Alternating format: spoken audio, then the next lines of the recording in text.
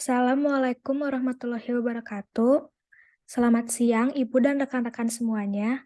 Kami dari kelompok 1B akan mempresentasikan dari mata kuliah Teknik Pengelolaan Sumber Daya Air dengan studi kasus pola pengelolaan sumber daya air di wilayah Sungai Kapuas. Sebelum kami memulai, kami akan memperkenalkan anggota terlebih dahulu. Boleh di next. Anggota kami ada Kang Abad Bastian, Kang Bagus, Teh Nabila, Teh Dita, dan saya sendiri Mutiara. Next. Ada 5 topik bahasan yang akan kami presentasikan pada siang hari ini. Yang pertama ada kondisi lingkungan, kedua permasalahan, ketiga potensi yang dapat dikembangkan, ketiga strategi yang dilakukan, dan terakhir materi 5 pilar sumber daya alam.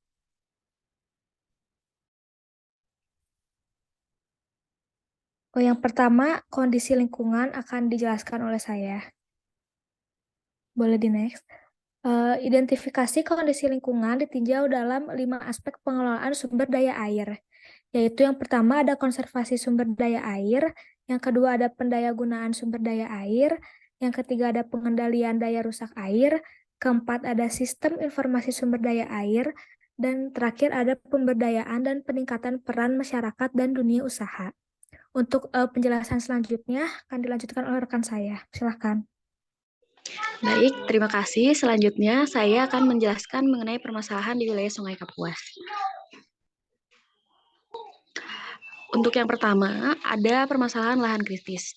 Lahan kritis di Provinsi Kalimantan Barat terdapat di Kabupaten Melawi, Kabupaten Sekadau, Kabupaten Sintang, dan dengan tingkat kritisnya lebih tinggi dan kawasan yang tidak kritis tergolong kecil.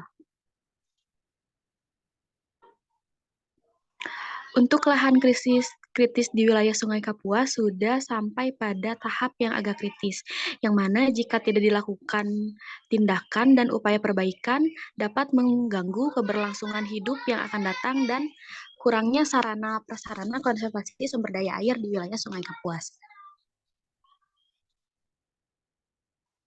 Berdasarkan data yang diperoleh berupa peta lahan kritis dan tutupan hutan di Provinsi Kalimantan Barat, maka Kabupaten Kapuas Hulu merupakan kabupaten yang masih terdapat banyak hutan yang bisa berfungsi sebagai daerah resapan air jika dibandingkan antara kabupaten lain dengan Kabupaten Kapuas Hulu. Untuk kondisi yang ada sekarang ini menunjukkan bahwa Kabupaten Kapuas Hulu masuk ke dalam tingkat erosi dengan kategori sedang.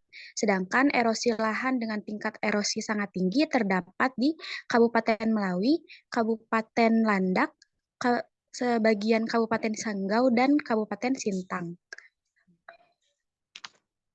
Untuk permasalahan yang disebabkan oleh erosi, diantaranya masih banyak masyarakat yang membuka lahan untuk pertanian dengan cara berpindah-pindah. Yang kedua, masih banyak penambangan emas tanpa izin di daerah sepanjang Sungai Kapuas. Yang ketiga, penambangan liar komoditas tambang, golongan mineral logam, mineral bukan logam, dan batuan juga menjadi penyebab terjadinya erosi lahan. Dan yang terakhir, berdasarkan data yang diperoleh dari Dinas Energi dan Sumber Daya Mineral Provinsi Kalimantan Barat, di Kalimantan Barat terdapat 7 lokasi cekungan air tanah atau CAT. Khusus dalam wilayah Sungai Kapuas terdapat 3 lokasi CAT, yaitu CAT Putu Sibau, CAT Sintang, dan CAT Pontianak. CAT yang berada paling barat adalah CAT Putu Sibau, sedangkan tengah terdapat CAT Sintang. Selanjutnya dijelaskan oleh rekan saya. Selanjutnya ada potensi yang dapat dikembangkan di wilayah Sungai Kapuas. Yang pertama ada pendayagunaan sumber daya air. Untuk ketersediaan air yang besar, membuat sumber daya air baku di wilayah Sungai Kapuas ini dapat dikembangkan menjadi sumber air bersih bagi PDAM di Kalimantan Barat dan juga dikembangkan sebagai PLTA di wilayah Kalimantan Barat. Lalu yang kedua ada peranan angkutan sungai. Angkutan sungai ini merupakan salah satu sarana angkutan di wilayah Kalimantan Barat yang berperan besar di wilayah Sungai Kapuas. Angkutan sungai ini juga ikut membangun perkembangan serta menunjang ekonomi masyarakat di sekitar wilayah Sungai Kapuas.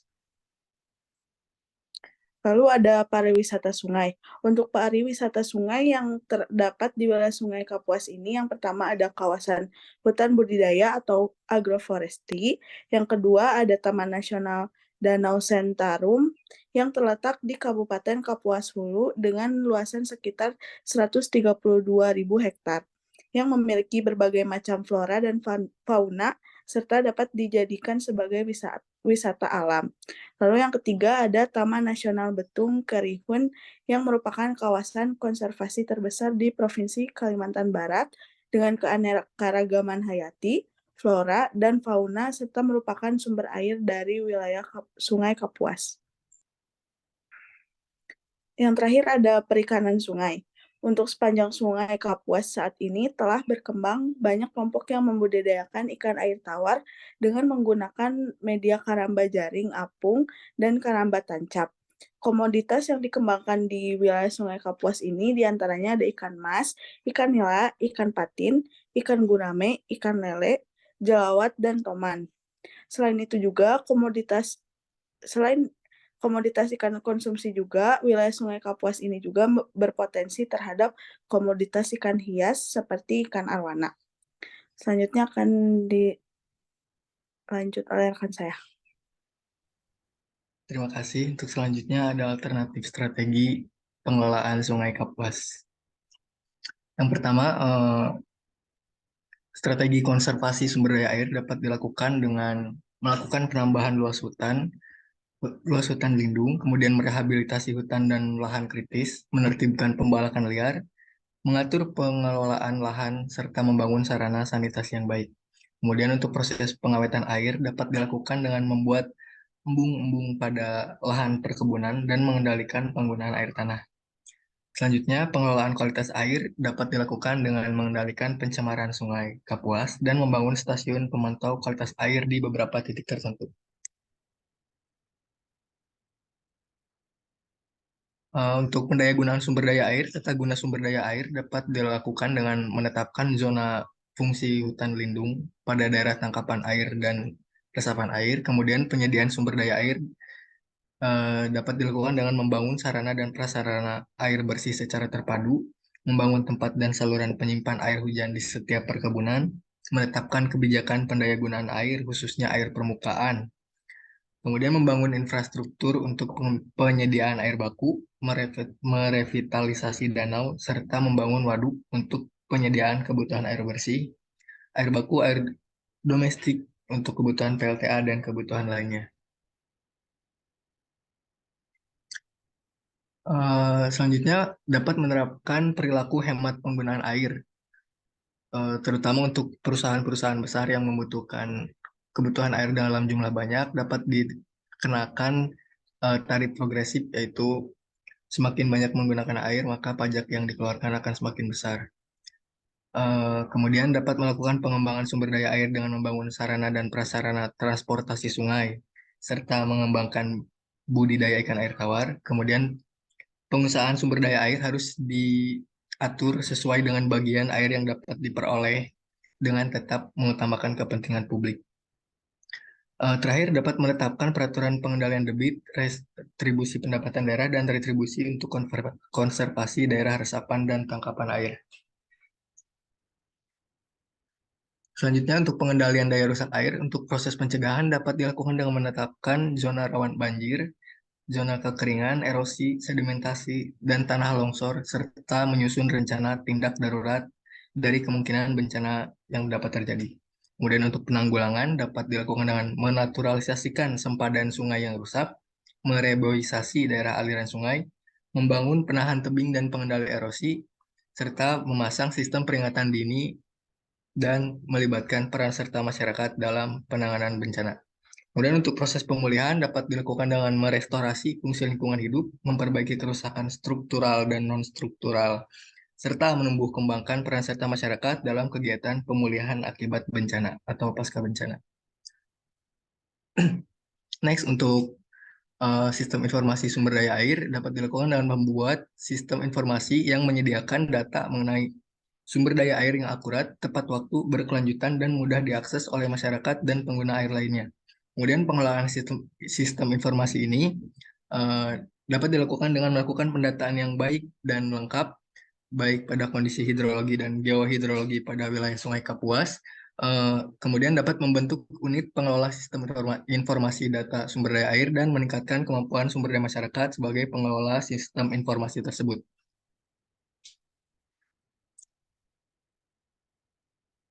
Next, untuk pemberdayaan dan peningkatan peran masyarakat dan dunia usaha, diharapkan agar peran serta masyarakat dan dunia usaha dapat berpartisipasi dalam pengelolaan sumber daya air dan melakukan pemantauan pengawasan pada pengelolaan sumber daya air oleh masyarakat. Nah, untuk skenario yang dilakukan pada pola pengelolaan sumber daya air ini dilakukan berdasarkan skenario ekonomi, yaitu untuk ekonomi tinggi, ekonomi sedang, dan ekonomi rendah.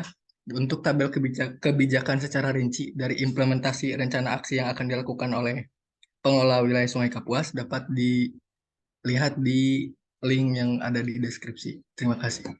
Next, oleh teman saya. Jadi untuk materi selanjutnya yaitu 5 pilar sumber daya air. Yang pertama yaitu konservasi sumber daya air, yang merupakan suatu upaya memelihara keberadaan serta keberlanjutan keadaan, sifat, dan fungsi sumber daya air agar senantiasa tersedia dalam kuantitas dan kualitas yang memadai untuk memenuhi kebutuhan manusia dan makhluk hidup lainnya, baik pada waktu sekarang maupun yang akan datang. Untuk strategi yang telah dilakukan oleh pengurus wilayah Sungai Kapuas dari tingkat jangka pendek, jangka menengah, dan juga jangka panjang, dalam hasil analisis tersebut, yaitu yang pertama hutan suaka dan hutan lindung di hulu Sungai Kapuas, yaitu Kabupaten Kapuas Hulu yang berfungsi sebagai daerah Richard CAT Putusibau. Hutan lindung di Kabupaten Sintang dan Kabupaten Melawi, hulu Sungai Melawi, sebagai daerah Richard CAT Sintang, dan hutan lindung di Kabupaten Landak, hulu Sungai Landak sebagai daerah Richard CAT Pontianak, penambahan luasan hutan lindung. Yang kedua dari hasil analisis tersebut, itu tutupan hutan lindung dan hutan suaka telah mencapai 30% dari luas wilayah Sungai Kapuas, namun lokasinya yang kurang proporsional. Dan luas daerah aliran sungai kritis yang dari waktu-waktu semakin meningkat, serta muka air tanah di sebagian besar wilayah Sungai Kapuas cukup tinggi, dikarenakan dataran rendah dan dataran rawa, sehingga banyak kendala dalam penanganan sanitasi rumah tangga maupun industri. Untuk materi yang kedua yaitu pendayagunaan sumber daya air, yang merupakan hasil penelitian dari hasil kegiatan penatagunaan, penyediaan, penggunaan, pengembangan, dan pengusahaan sumber daya air secara optimal agar berhasil guna dan berdaya guna. Dari hasil analisis penatagunaan sumber daya air di wilayah Sungai Kapuas, yang pertama yaitu arahan pengembangan wilayah dalam RT RW provinsi belum sesuai dengan potensi sumber daya air, kelangsungan fungsi resapan air, dan daerah tangkapan air keberadaan CAT. Dari hasil analisis penyediaan sumber daya di wilayah Sungai Kapuas, itu belum ada kebijakan pendayagunaan sumber daya air untuk mengutamakan air permukaan. Belum ada kebijakan yang menetapkan urutan prioritas utama untuk kebutuhan pokok sehari-hari dan juga irigasi. PDAM hanya melayani air kebutuhan rumah tangga dan domestik, serta masalah air baku di Kota Pontianak, Kabupaten Pontianak, dan Kabupaten Kuburaya hilir di wilayah Sungai Kapuas karena intrusi air laut.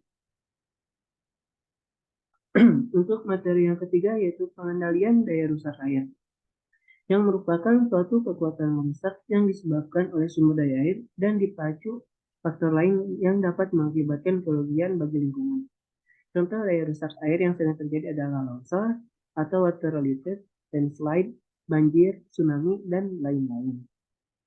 Dari strategi yang sudah direncanakan, dapat diketahui hasil analisis pencegahan daya rusak air di wilayah Sungai Kapuas, yaitu banjir Sungai Kapuas terjadi setiap tahun dan menjadi kejadian yang rutin.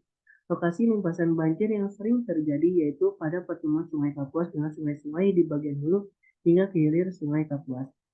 Hasil analisis yang kedua yaitu banjir sebagian disebabkan oleh kerusakan daerah aliran sungai di hulu sungai dan meningkatnya erosi dan sedimentasi di muara Sungai Kapuas. Untuk materi yang keempat yaitu sistem informasi sumber daya air, pada umumnya mampu menyajikan data secara tabular dan geospasial sehingga memudahkan kalangan eksekutif dalam membuat kebijakan terkait sumber daya air. Informasi sumber daya air yang dimaksud berupa informasi mengenai kondisi hidrologis, hidrometeorologis, hidrogeologis, kebijakan sumber daya air, prasarana sumber daya air, teknologi sumber daya air, lingkungan pada sumber daya air, dan sekitarnya, serta kegiatan sosial ekonomi budaya masyarakat yang terkait dengan sumber daya air. Dari hasil analisis sistem informasi sumber daya air di wilayah Sungai Kapuas, yaitu masih minimnya data sumber daya air yang dapat diperoleh oleh masyarakat. Belum ada keterpaduan informasi data antar instansi pengelola dalam sumber daya air. Belum ada data aset sumber daya air terkait dengan kepentingan pengelolaan sumber daya air. Serta untuk materi yang kelima yaitu pemberdayaan dan peningkatan peran masyarakat dan dunia usaha. Salah satu permasalahan yang dihadapi dalam memberdayakan masyarakat dalam pengelolaan daerah aliran sungai secara terpadu adalah kurangnya kesadaran masyarakat. Hal ini dikarenakan faktor latar belakang pendidikan, lingkungan, dan budaya masyarakat setempat. Jadi bagaimana cara menaikkan kesadaran masyarakat akan pentingnya partisipasi mereka dalam menjaga kelestarian sumber daya air. Dalam hasil analisis pemberdayaan sumber daya air di wilayah Sungai Kapuas, masyarakat banyak belum paham mengenai pentingnya menjaga kelestarian sumber daya air, serta hasil analisis pelibatan masyarakat di wilayah Sungai Kapuas dalam pengelolaan sumber daya air di wilayah sungai, pelibatan peran masyarakat masih sangat minim, serta dunia usaha atau badan usaha yang menggunakan atau memanfaatkan air sebagai komoditi usaha belum banyak dilibatkan. Jadi sekian yang dapat kelompok kami sampaikan. Mohon maaf atas segala kekurangannya. Terima kasih atas perhatiannya. Wassalamualaikum warahmatullahi wabarakatuh.